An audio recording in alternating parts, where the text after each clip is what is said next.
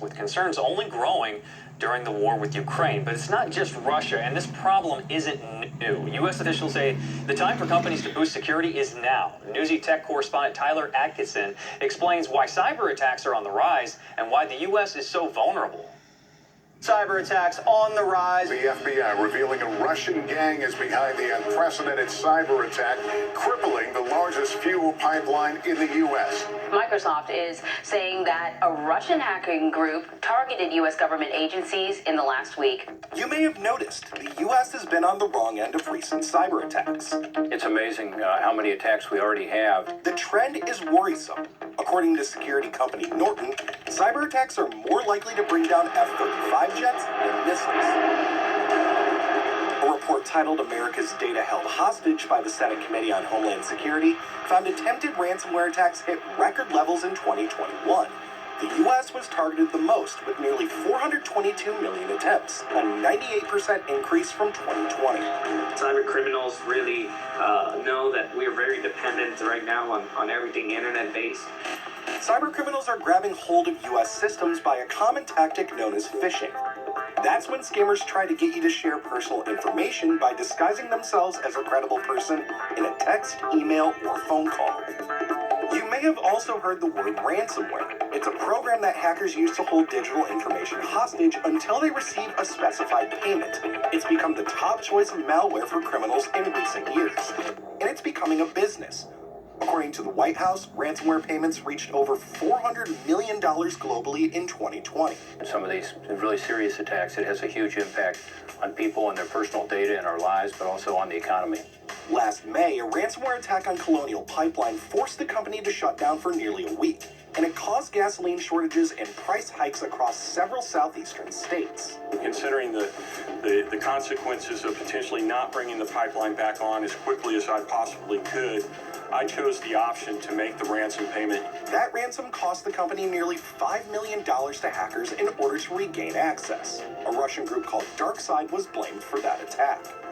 Months later, JBS, the world's largest meat producer, also announced it too was targeted by a cybersecurity attack. The hack affected servers in North America and Australia. The company told U.S. authorities about a ransom demand from a criminal organization likely based in Russia. You may have heard or even felt the impact of these hacks, yet others often go unreported. According to a 2016 FBI report, only 15% of Americans report internet crimes to law enforcement. Many of these hacks happen to everyday businesses, like hospitals. Just think of all the personal and private information you typically share with your doctor, which ends up being stored electronically. Healthcare organizations they need to be very careful with that information. And I'll tell you, the value of each of these records is also very high. It's scary to think how much a hacker could sell even one record for. It happened at Lincoln Health in Illinois. Everybody was so busy fighting COVID and trying to figure out what was happening with COVID that we didn't have the resources to put towards IT security. When it comes to identifying the culprits for these attacks, Russian cybercriminals have established a reputation for cybercrimes. They're doing it in the United States all the time. They're pinging our critical infrastructure. Colonial Pipeline is one example of that. Those attacks and Russia's invasion of Ukraine caused President Biden to issue a warning in March to all major U.S. companies. Based on evolving intelligence, Russia may be planning a cyber attack against us. As I said, the magnitude of Russia's cyber capacity is fairly consequential, and it's coming. Many American businesses haven't implemented tougher cybersecurity systems, mostly because they've never legally had to. And that's concerning to the Biden administration, as most of our major infrastructure is not run by the government. You've got to remember, in the cyber world, critical infrastructure, water, power, transport, 85% of it is privately run, so it can't just be a government-only security fence. But that's changing soon.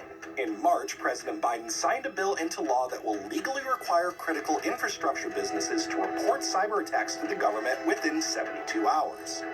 Cybersecurity experts say it's also costly for companies to set up their IT security, and it's proving difficult to find businesses that do, leaving critical offices vulnerable to attacks. These groups are going to target any systems, really, that are critical operations. I mean, there is kind of a, they're just going to look for low-hanging fruit, right? So the energy sector, water services, communications, manufacturing, financial services, all of these are targets. The Biden administration also announced it removed malware from computer networks around the world in an attempt to stop any attempted attack before it's too late. Even with increased federal action, lawmakers say the threat for another major attack remains a top concern. With regard to the Ukraine situation, we expect more because the Russians are so frustrated by what's going on in Ukraine and obviously frustrated by the way the West is helping Ukraine in terms of military assistance. So the fear is that they're going to turn some of that anger toward us and do even more attacks. For Newsy, I'm Tyler Atkinson.